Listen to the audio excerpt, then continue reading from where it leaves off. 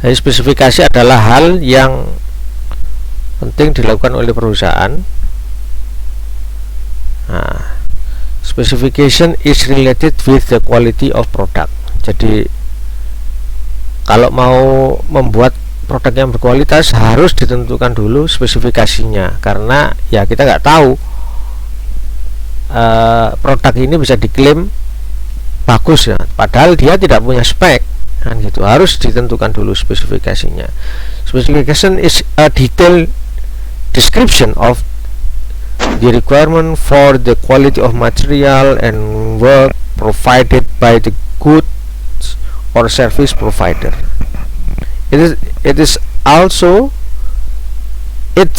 defines the product or service and should be a comprehensive statement in all aspects which must be present to meet the customer requirement. Jadi ini kan sudah ada ya, kalau yang ini sudah saya jelaskan sebetulnya di tentang spesifikasi ini di beberapa hal di yang lalu ya.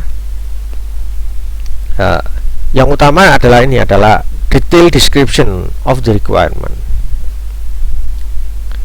Nah, bisa juga dikatakan definisi yang deskripsi detailnya itu bagaimana, itu adalah ini menyatakan standar dan toleransi yang diperbolehkan ya.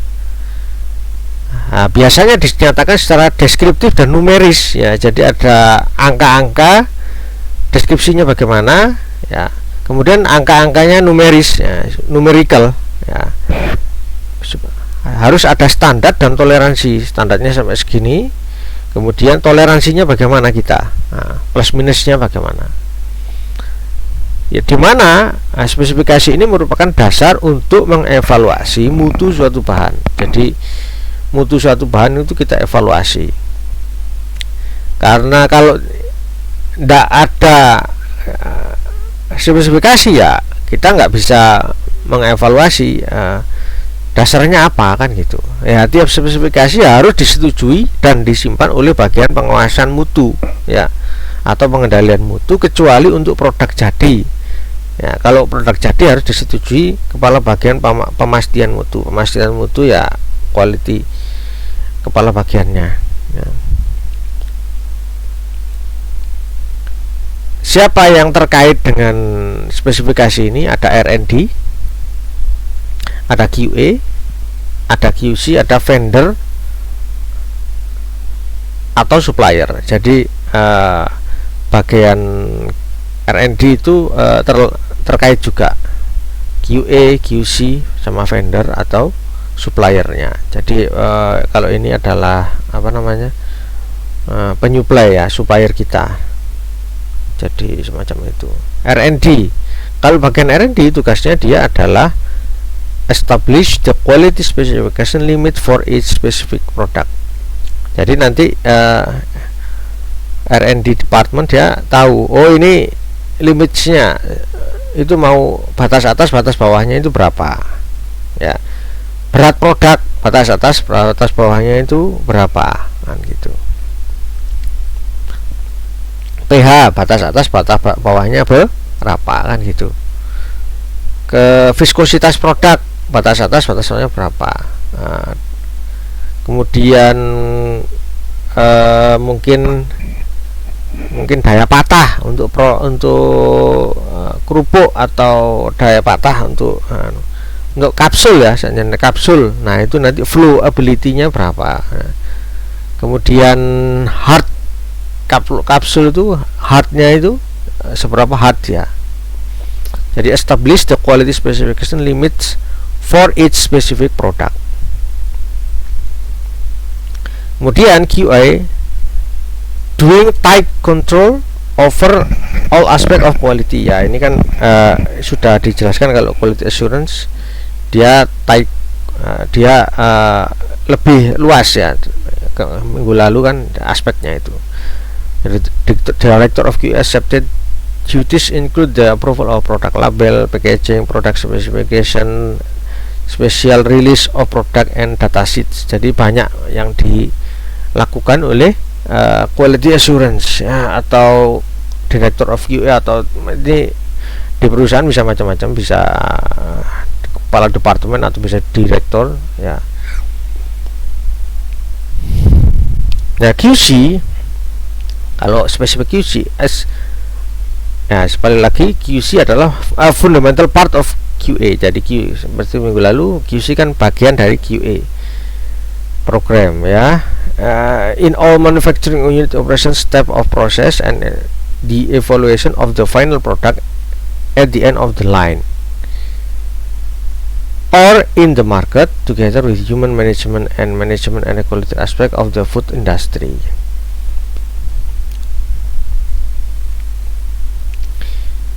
Jadi semuanya kita cek ya di baik QA, mulai dari step proses, evaluasi final product ya, at the end on, termasuk di market itu bagaimana.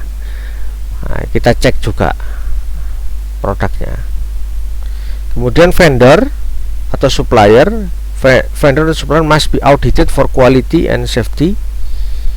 Jadi memang harus dicek ya untuk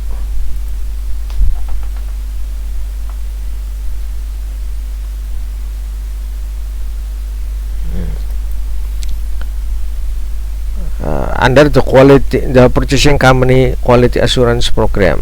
Once an ingredient and vendor are approved by a company QAs, it's necessary to assure consistent quality of that ingredient. Jadi semacam itu. Jadi kan supplier kan macam-macam. Ada supplier cabai dari A, B, C, D. Nah, itu memang harus kita cek ya. Jadi mereka ini bagaimana suppliernya ini, apakah dia memenuhi kriteria dari produk kita kan, semacam itu. Supplier bahan baku obat juga sama, bagaimana mereka bisa konsisten nggak, atau bisa konsisten nggak speknya ya yang kita inginkan dari untuk sebagai bahan baku di produk kita. Nah, where is specification used? Specification is used in a product supplier ya, manufacturing that has a target to reach a quality of its product so that the product could be accepted by a consumer ya, consumer atau customer, konsumen atau pelanggan. Kalau customer kan pelanggan, jadi lebih spesifik ya. Jadi semacam itu. Kemudian why we do the specification? Kenapa the company is incumbent to be able to provide the customer with the same product for each and every experience after they release a product. Nah, ini kan spesifikasi. Kalau di produk akhir itu kita bisa ini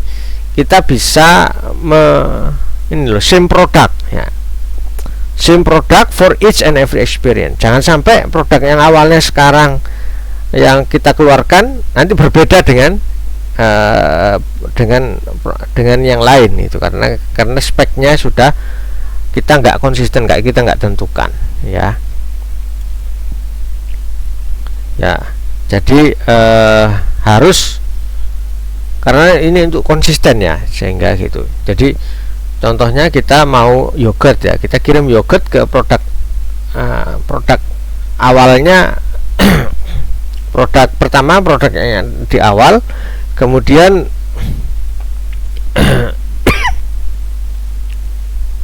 produknya awalnya konsisten ya, ndak pecah, tidak mudah pecah atau sineresis, tetapi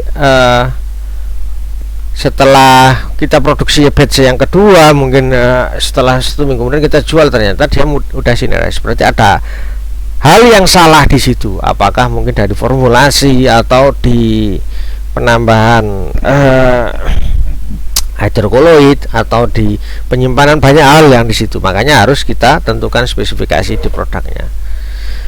Company spend a significant amount of time and money on equipment and labor. Although this is important, unless the company has established standard for all phases of production, product quality and consistency will end up being a moving target. Ya, jadi karena sudah punya significant time and money, ya kan, untuk equipment and labor, makanya produk konsistensi ini menjadi konsistensi dan produk kualitas, terutama konsistensi terhadap produk dan kualitas menjadi suatu hal yang penting. Jangan sampai itu menjadi target yang penting, jangan sampai itu menjadi turun kan gitu.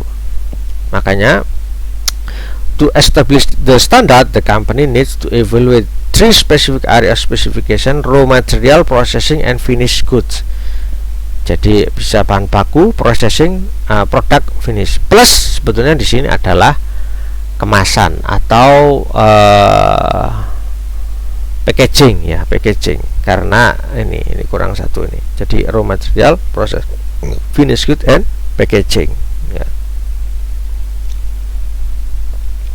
Quality of product or service measured by the conformance between the specification with its product or service, so that the specification is used to evaluate the quality of product. Jadi untuk menentukan bahwa produk itu bagus atau enggak, kita harus berdasarkan dari spesifikasi ini tadi, karena ini untuk mengevaluasi itu produk, the quality of product, ya. Karena ini mutu adalah kesesuaian serangkaian karakteristik produk atau jasa dengan standar yang ditetapkan perusahaan, ya, berdasarkan syarat, kebutuhan, dan keinginan dari konsumen. Nah, makanya penting kita tentukan adalah spesifikasi, karena itu adalah penerjemahan dari permintaan konsumen, ya. Nah, inputnya dari mana? Ya dari tim marketing ini, karena dia mengidentifikasi syarat, keinginan, dan kebutuhan yang diinginkan oleh customer, ya. Nah, kalau dari situ nanti ketemu adalah spesifikasi dari produk akhir, final product. Nah, dari final product kita bisa menentukan nanti spesifikasi kemasan, spesifikasi proses, termasuk spesifikasi dari bahan baku, kan gitu.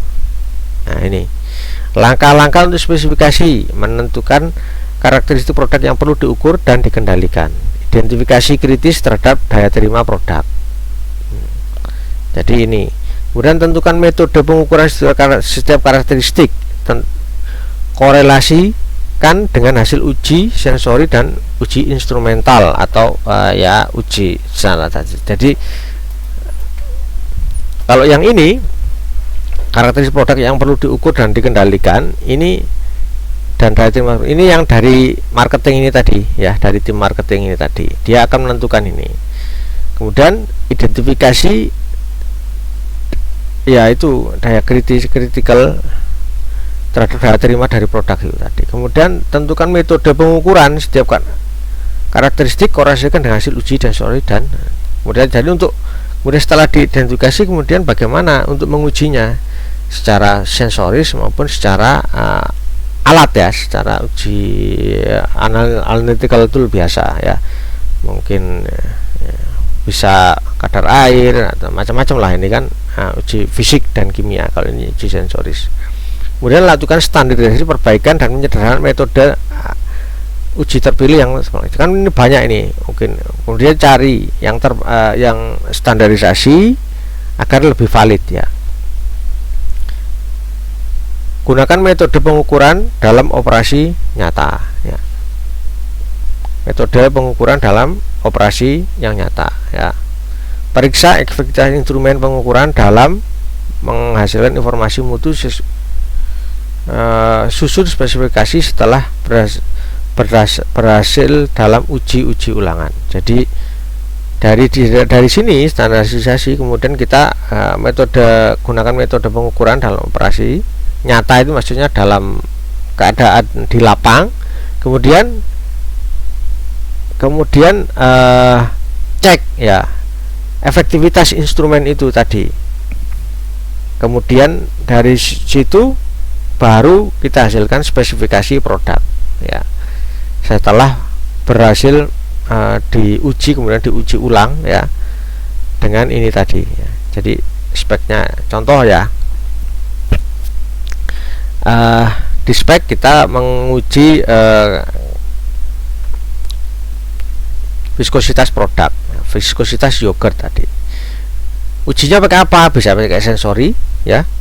Bisa pakai yang utama adalah sebetulnya pakai viskometer. Kemudian lakukan uji viskometer, ada banyak alat, pakai viskometer Brookfield, ada pakai areometer dan sebagainya. Kemudian lakukan standarisasi dari situ. Oke, viskositasnya mungkin apparent viscosity ya. Ini mungkin Anda belajar lagi kimia fisik pangan kan, atau ya kalau di bahan pangan. Kalau yang biotek bisa menyesuaikan ya, tidak harus viskositas, kan banyak uji-uji yang lain ya. Kemudian gunakan metode pengukuran ya, metode pengukuran tadi kalau di realnya itu pakai apa ya, mungkin pakai mana di produknya, pakai apakah diambil samplingnya terus menerus setiap berapa lama, atau bagaimana. Kemudian periksa efektivitas instrumen dan susun spesifikasi ya. Nah ini kan ada spesifikasi, itu ada spesifikasi konsumen. Pengembangan spesifikasi konsumen untuk suatu produk atau jasa dilakukan dengan menilai karakter organoleptik atau sensoris ya. Ini yang dikembangkan oleh tim marketing tadi.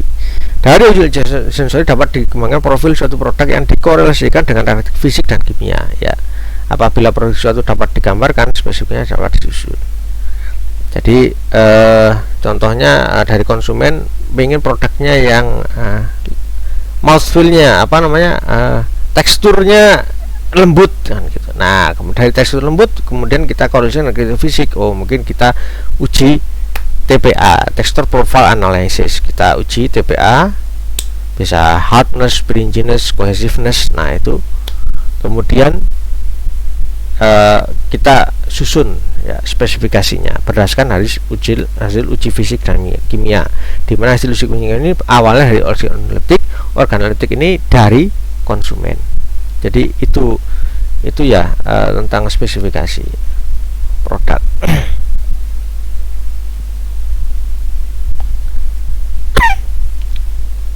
Nah ini yang Anda kembangkan nanti di akhir kuliah ini akan ada tugas ini, penyusunan spesifikasi perusahaan. Spesifikasi perusahaan merupakan meliputi spesifikasi bahan baku, proses, spesifikasi produk akhir, dan spesifikasi pengemasan yang merupakan dasar bagi seluruh pengendalian proses produksi. Jadi bahan baku, proses, produk akhir, dan spesifikasi pengemasan ya.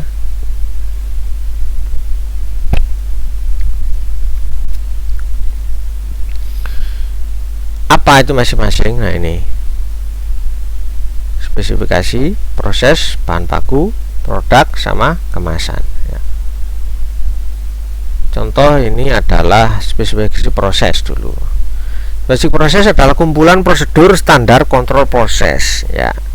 Proses tersebut dikembangkan untuk mengendalikan masing-masing variabel proses utama yang harus dikontrol memenuhi batas spesifikasi pada produk.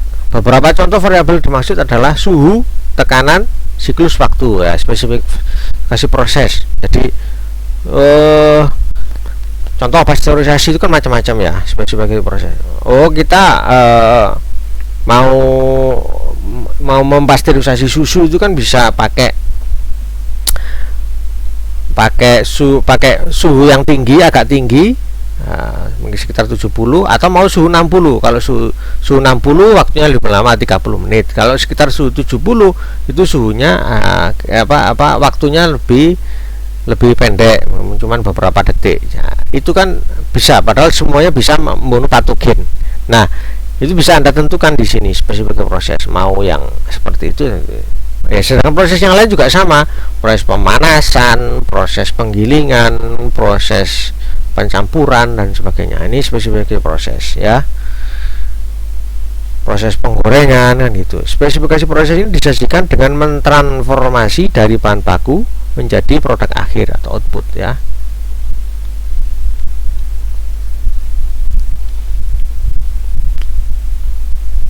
Iya, proses ini disajikan dengan mentransformasi bahan baku input menjadi produk akhir. Oke, kemudian itu kemudian spesifikasi bahan baku. Spesifikasi bahan baku ini dibutuhkan ini ya, pengendalian kualitas, kuantitas, waktu. Dalam pengendalian kualitas dilakukan saat terjadi penyimpangan kualitas ya. Pengendalian kualitas dilakukan saat adanya penyimpangan kuantitas. Jadi dan pengendalian waktu dilakukan untuk mencapai kualitas tertentu ya. Pengendalian bahan proses dilakukan agar mencapai kapasitas produksi yang diinginkan. Spesifikasi bahan baku ini dibutuhkan ketepatan agar mendapatkan produk akhir output yang berhasil, di mana produk spesifikasi bahan baku ini dibagi menjadi 4 macam pengendalian, yaitu tadi diantaranya ya ini tadi kualitas, kuantitas, pengendalian waktu, pengendalian bahan proses. Jadi gini, cabai ya, cabai untuk membuat saus saus sambal ya, saus sambal, membuat ya saus sambal ya.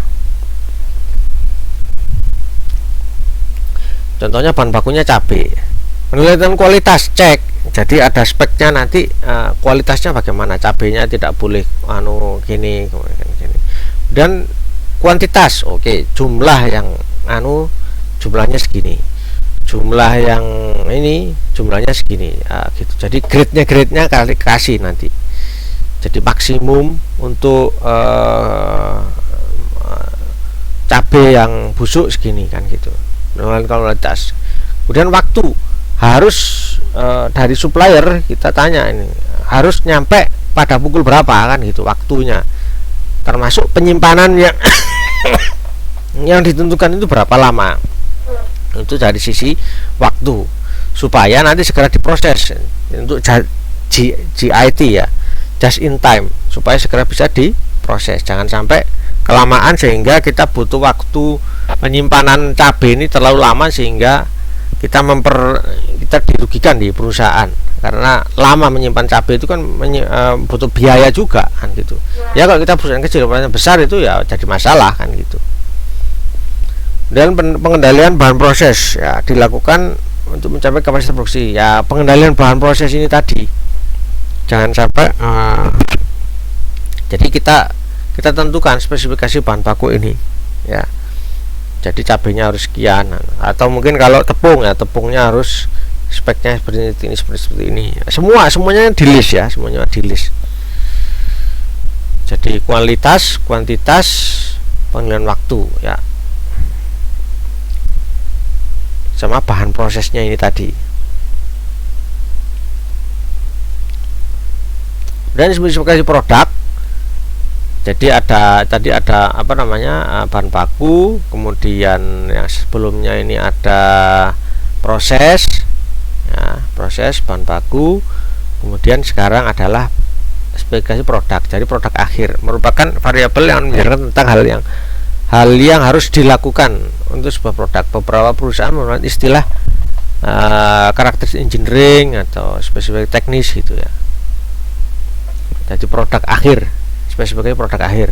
Oke, produk yogurt kita punya viskositas sekian atau viskositas sekian, kemudian tingkat pH-nya sekian. Nah, kemudian spesifikasi kemasan, spesifikasi teknis dari bahan kemasan ya, ukuran dari batasan kemampuan kemasan untuk melindunginya, kebutuhan perlindungan fisik produk untuk seperti produk cair atau produk yang mengandung zat volatil sehingga dibutuhkan kemasan spesifik ya. Jadi spesifikasi kemasan, ada kemasan itu ada kemasan primer, ada kemasan sekunder. Nah itu bisa bahkan ada bisa kemasan tersier. Nah itu speknya itu bagaimana ya, ketersediaan bahan dasar, kemasan, dan biayanya. Nah aplikasi di industri itu bagaimana sih? Spesifikasi ini adalah based on The study of subregional ini contohnya adalah baik itu specific in the food and biotech industry, there are different application of specification depend on the raw material used in the industry, the process used in the industry, and the product from the industry. Some examples of the application in industries are the parameters used in the process.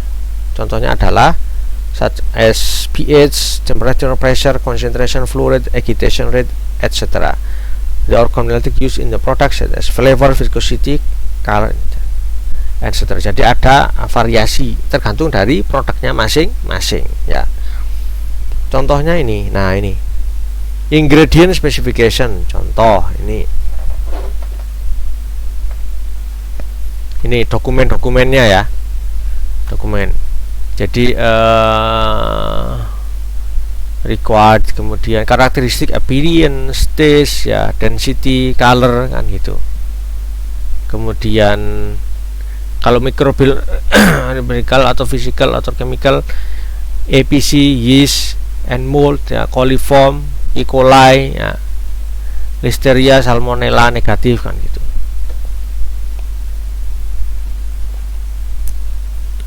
Ini kalau spesifikasi ya produknya, ingredientnya. Kemudian physical granulation ya, contoh granulasinya bagaimana. Ini biasanya ada di MSDS kalau bahan kimia ya, material safety data sheet MSDS kalau di bahan kimia itu ada, itu masing-masing bahan kimia itu ada MSDS. Shelf life ya, storage or shipping. Kemudian finish product specification ya, finish product specification. Kalau ini kan ingredient tadi. Nah, ini kalau product specification kalau di akhir ya. Statement critical aspect, requirement, appearance, kemudian apa, microbial sama ini produk akhir. Contohnya semacam ini. Ada juga ini wool milk powder, physical characteristic. Nah, ini lebih jelas ya, contohnya wool milk powder. Natural product, physical characteristic, natural fresh milk, sweet, pleasant, light cream flavor without any rancid or foreign taste or odor, cream color, homogeneous appearance without lumps, ada lumpsnya. Kemudian and color particles, shelf life about 6 months. Ya, ini harus kita bikin semacam ini. Ini kalau produk akhir ya. Atau mungkin ini kalau milk powder sebagai bahan baku, kita mau bikin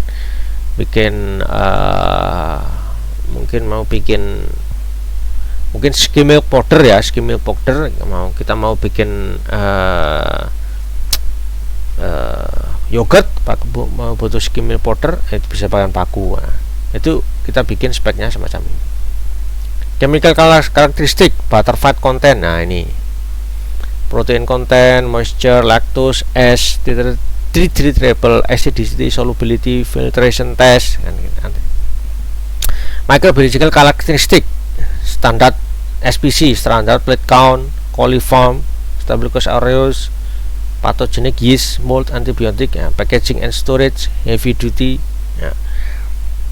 Utilization, the food industry in general and particular, ice cream, biskuit, confectionery, coklat, yogurt. Penggunaannya apa? Nah, itu karena ini untuk milk powder. Packaging storage ya. Ini speknya untuk packagingnya.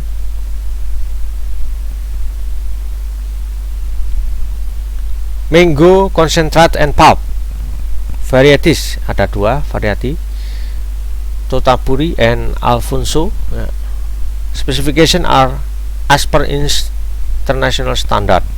Product ini color golden yellow kalau concentrate, pulp Alfonso mango pulp ini.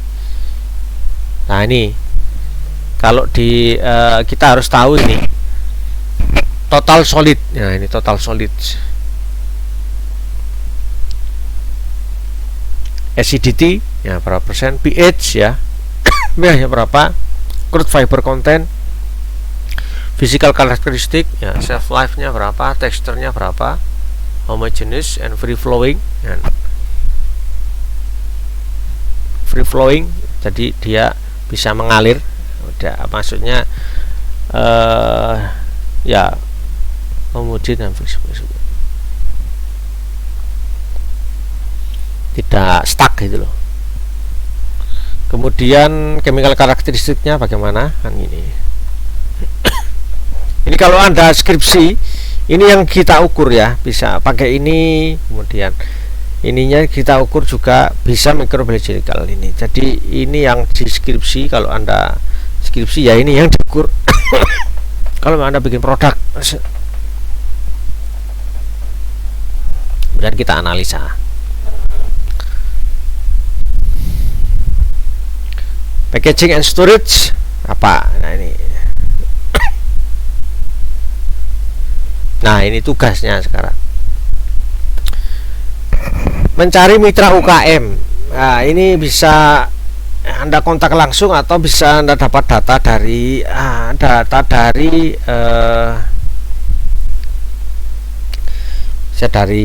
Anda secara tidak langsung ya. Kemudian buatlah profil UKM tersebut termasuk proses yang ada di dalamnya, bisnis, produksi, bangunan, fasilitas, profil SDM. Ya nggak terlalu banyak yang ini, jangan terlalu banyak, tapi kita ingin tahu profilnya saja.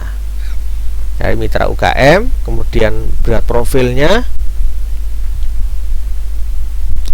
kemudian berdasarkan profil UKM itu tadi, buatlah spesifikasinya, bahan baku, proses, produk, kemasan, beserta dokumennya ya. Tidak harus UKM ya, sebetulnya bisa kalau mau perusahaan agak perusahaan sedang gitu, tapi itu jangan perusahaan besar ya, Anda biar memudahkan ya. Spek bahan baku, proses, produk, dan kemasan secara dokumennya. Tadi seperti tadi Anda bikin speknya tadi, kemudian dokumennya ya, seperti yang ini tadi, seperti kayak gini dokumennya, yang ini loh. Nah dokumennya ini.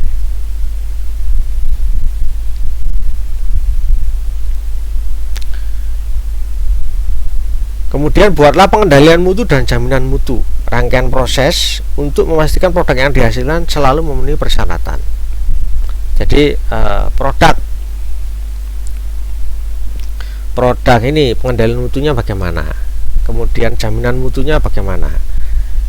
Nah, produk contohnya adalah kita punya susu pasteurisasi KUD Batu. Nah kan itu proses pengendalian mutunya bagaimana, yang dikendalikan apa saja. Nah itu kan dari spek ini tadi, spek bahan baku, proses, produk, sama kemasan tadi. Kemudian kita kendalikan, jadi kita kendalikan, kita buat dokumen ini tadi ya, Anda buat flowchartnya itu hampir sama dengan yang di ini, hampir sama dengan yang di HACCP ya.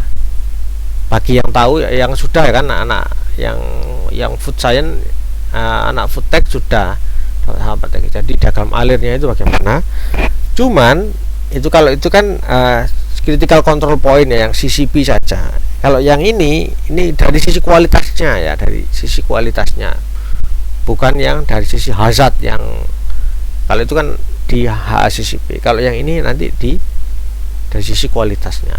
Sebetulnya yang di control point ya, bukan di critical control point. Jadi yang di control pointnya. Kemudian identifikasi tindakan pencegahan terhadap tidak sesuai. Kemudian identifikasikan tindakan corrective action jika produk tidak sesuai. Dari sisi mutu ya, bukan dari sisi keamanan pangan atau dari HACCP, dari hazardnya. Tugas dalam bentuk PPT, Word, dan presentasi. Nah ini baru presentasi. Kalau yang minggu lalu itu tidak, tugas minggu lalu tidak pakai presentasi, cuman PPT and Word. Kalau yang ini harus ada PPT, Word, and presentasi. Nanti dikumpulkan setelah UTS, mungkin 2 minggu setelah UTS. Kalau yang tugasnya minggu lalu itu dikumpulkan pada saat UTS, mungkin minggu terakhir setelah UTS. Kalau yang ini 2 minggu setelah UTS, nanti saya buatkan assignment karena ini lebih lama ya, macam itu. Saya kira itu untuk kuliah hari ini.